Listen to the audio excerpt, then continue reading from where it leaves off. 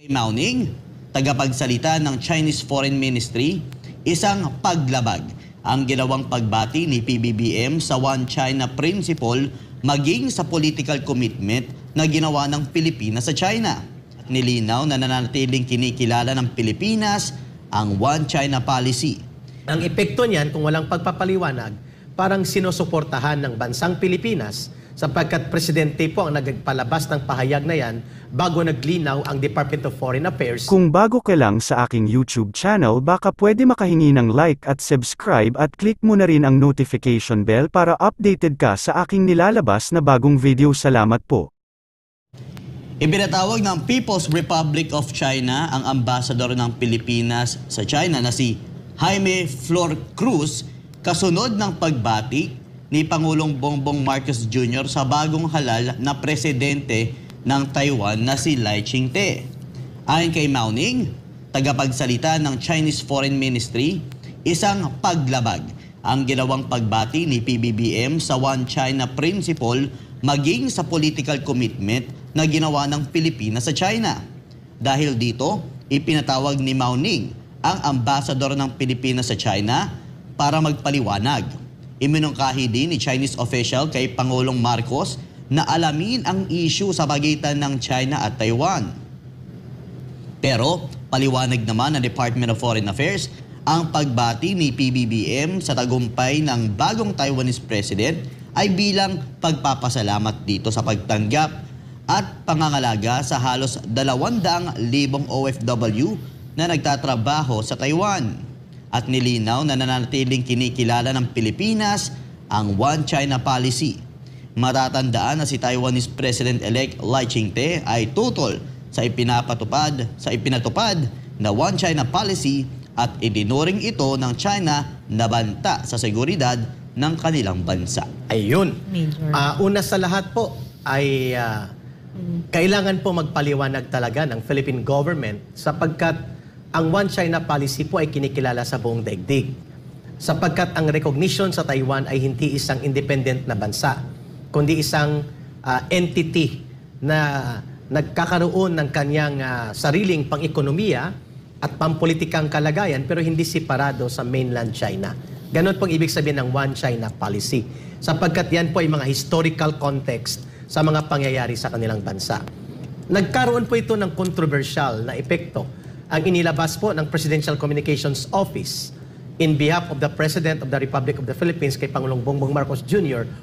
na parabagang kinokongratulate itong newly elected Taiwanese President na si Lai sapagkat ang epekto niyan kung walang pagpapaliwanag parang sinusuportahan ng bansang Pilipinas sapagkat presidente po ang nagpalabas ng pahayag na yan bago naglinaw ang Department of Foreign Affairs at ang ating presidente muli sa isa pang pahayag. Ano po ang unang inihayag?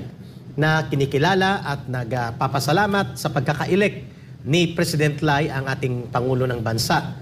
Ang effect niyan parang sinusuportahan natin na itong si President Lai na kanyang panawagan ay magkaroon ng sariling bansang Taiwan. Hiwalay doon sa One China na doktrina. So iyan ay separatist movement position na hindi pinapayagan ng China sapagkat yan ay matter of national security and national interest issue sa China. Kahit tayo po ay hindi bahagi niyan. Pangalawa, kapag pinatawag po ang ating ambassador sa isang bansa to report and explain yung kanyang principal na posisyon ng kanyang principal who is the president or the prime minister of a country, like in our case, yung posisyon po ni Ambassador Flor sa China, na ito po hindi ordinaryong ambassador. 40 years na halos ito sa China at kinikilala ito as isa sa mga respetadong Pilipino sa China. At kung ipatawag ka para mag-explain on the position of your president, that is something serious. Kung kaya po, ang una naming puna, bakit kasi naglalabas ng posisyon coming from the Presidential Communications Office na hindi po isinasaalang-alang ang international and diplomatic implications na bibit-bitin doon sa statement na ang kanyang implication ay ang presidente ang naisasalang sa diplomatic community at sa international na mga pagpapahayag. Pangalawa, hindi po ito first time na parang nalusutan o inilusot kay Pangulong Bongbong Marcos Jr. ang isang napakabigat na pahayag na bigla na lang babawiin or tatahimikan or ipapawalang atensyon at mawawala na lang sa public discussion sapagkat klarong-klarong nagkamali o hindi maayos ang posisyon. Unang nangyari ito last year sa August 21 na death anniversary ni Ninoy Aquino at sinabi doon ni Pangulong Bongbong Marcos Jr. na kinikilala niya at pinapahalagan dapat ng bawat Pilipino ang martyrdom na yon ni Ninoy Aquino sapagkat yun daw ay nagpapakita ng indomitable spirit of the Filipino to endure sacrifices for the interest of the people. Mukhang yun ay supalpal sa mga nagpapaliwanag na hindi totoo yun sapagkat yun ay isang political ambition na hindi dapat kinikilala as interest ng mamamayan yung nangyari kay Ninoy. Ito na naman ngayon, pangalawa, Ma'am Lorraine, Brother Franco, ang Taiwan. Ang tawag dyan, kung si Ma'am Lorraine pa, and I agree to that, faux pas. Or in the parlance of diplomacy, yan ay mga diplomatic blunders na hindi dapat nangyayari kung pinag-iisipan at nagkakaroon ng maayos na sistema ng public communication and information system from the office of the President to the people and to the world. Ito po ang wala ngayon. Ito na naman ngayon. Napilitang magpaliwanag ang Department of Foreign Affairs, mga kababayan, sapagkat sinabi nila na hindi naman inaabandona o tinatalikuran ng Pilipinas ang kaniyang pagkilala sa doktrina at kahalagahan ng One China policy in the relations of countries, not only in the region but in the world, tungkol sa relasyon ng China at Taiwan. At dahil daw dito, ang pinapangalagaan lang ng Pangulo at pinapasalamatan ay yung accommodation ng Taiwan sa more than 200,000 Filipinos na nagtatrabaho sa Taiwan. We don't need this kind of palusot na mga pahayag from the Department of Foreign Affairs kung from the very start malinaw po at alam ng ating communications group ng Presidente ang inilalabas na mga pahayag para hindi po nailalagay sa bingit ng alanganin na mga pangkalagayang indiplomatiko at international ang ating Pangulo who happens to be the chief architect of our foreign policy and foreign relations. Ma'am Lorraine, Brother Franco, your take on this. Parang for me, no, I cannot help but think that maybe there are people surrounding this president who wants him to fail, na sinasabotahe siya. Because in reality, no, there should be a vetting process. No? There should be a vetting process before he signs. This is a major faux pas, no, na I think what happened here is an embarrassment. It's an embarrassment kasi siguro sa buong mundo, ang president lang natin ang nag-congratulate ng Taiwan president, no. Okay, what I want to say is that this is so basic. This is so basic, no, and anybody in government, more so the ones who surround the president, ought to know this, no, yung One China policy. Yes. When I saw it, I was so shocked. I was so shocked when I first saw it that I tried to get in touch with people in government. Could you take it down? Yung Twitter. Up to now, it's still up. Twitter pala yung unang Twitter, lumabas namin. up to now, it's still up.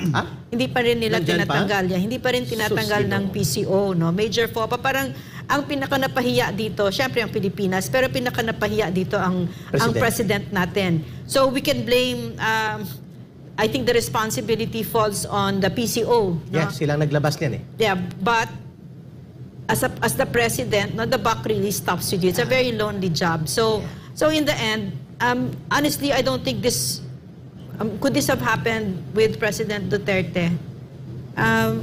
Hindi yan lulusot eh. I don't think so. Kasi talagang may levels talaga of vetting and something as major as like this, no? Kasi talagang surrounded ka dapat with people who know what their job is, and something as basic as this ought to have been known, no? But this is what's happened. It's a major embarrassment. Yes, correct. I agree. Yan. Frank, lumalabas tuloy na there is a failure of system of public communication and release of information coming from the office of the President sapagkat mahalaga po mga pahayag ng Presidente because it has an effect of public policy and governance declaration that will have also an effect not only on the Philippine population sa mamamayan ng Pilipinas kundi sa kanyang pakikipagrelasyon sa ibang mga bansa.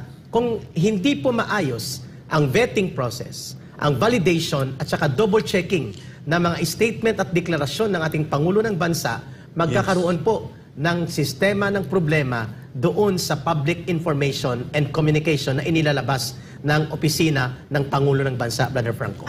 Yes. Wait, question ha. Was he aware kaya? Was the President aware kaya? Kasi greeting ito eh. So, pwedeng kasing hindi niya alam. Hindi pwedeng lang yan. Parang may nag-sign lang on his behalf. Di ba?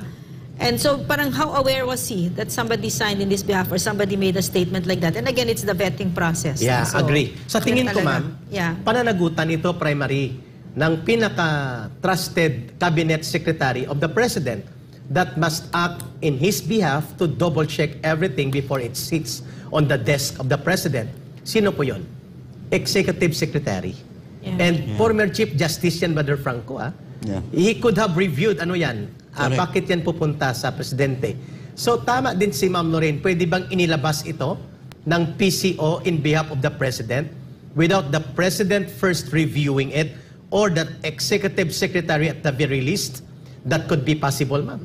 Kasi pwedeng ito, kaya sabi nga ni Ma'am Lorraine, basic, elementary. Parang it's just shocking kasi kunyari sabihin natin PCO yan. No? Nalusot. Those are there's a secretary, there's an undersecretary, there's an assistant secretary. Then the presumption is, it's not too much of a presumption that they know what One China policy is, di ba? But Yes. apparently they don't. So, and then again, the presidency is a very lonely job. Yes. People will make mistakes and yung mukha mo yung nandyan. Yeah. So, you have to be really surrounded by very competent people who have your interests at heart. So, Correct. I cannot help but wonder, was this sinadya kaya ito? Are they trying to sabotage the president? Because it's such an embarrassment. Tama. Frank, Kasi your take on that? Sa akin, Mama, Yeah. siyempre, any form of undermining our government Yeah. is always Si behind Franz that. Castro siguro yan. I want to blame it to the CPP. Yeah, sila yan. Kasi we have talked about that before. Ayoko naman magsabi against, of course, we know that the PCO, Yeah. Eric Garafil, Yes. Yun you know ang asawa those ni people Cheroy behind. Garafil. Yeah, ayokong, pero anything na nakikita natin na Yeah. makakasira sa ating pamahalaan, and we Lumulusot know the yan. background of Eric Garafil, Yeah. Yeah. that is the husband of Cheroy Garafil, Yeah. Konektado ito sa CPP, na konektado NPA, sa NDF. CPP, NPA. At hanggang ngayon, nakikipagpulong yan sa mga Correct. urban operatives ng Yes. CPP, NPA. Yun yung pinaka-ugat na aking pinag-iisipan dito ka, Eric. Lahat ng nangyayaring paninira sa ating pamahalaan ay kumukonekta talaga sa mga gawain ng CPP, NPA, NDF. Franco, Yes. in fact, Yeah. hindi yan praning. In fact, bulag ka pag hindi mo alam yon. nangyayari. Nandyan sila sa bawat sektor. At bulag ka at naive ka pag hindi mo alam na nakapaligid sa president ay CPP, may nakapasok na dyan. no? And infiltration of the government is very true and real, Brother Yeah, Franco. exactly. And we talk about that before, how they were involved into this. Like before, we talking about all those kind of labor organizations and everything that goes in and out sa Malacanang. Oo. The grupong person in and out Yung sa Malacanang. welga. Yung welga. Na imbis na sawatain ng batas at hambalusin ng batas, binibaby ito. At ang nag-facilitate si Cheroy Garapil at ang May grupo goodie bag niya. pa. May kodigra pa na pag-uwi, may bit-bit pa na mga package. Yes, hindi Paano naman, ito? correct. We're just giving you like yung at least yung picture. Hindi naman po kami nagko-conclude mga kababayan. Pero nakikita natin ang sistema ng CPP. possibilities. Yeah. Hindi ang, naman ang tawag dyan, Frank, inilalahad natin ang mga pag-uugnay ng kalagayan at pangyayari. malinaw yan. Chaya. Because we want to protect the president and the country. Yeah. The government is represented by the president and the people are being represented by the president himself. So tama po yung binanggit ninyo. And who has the track record?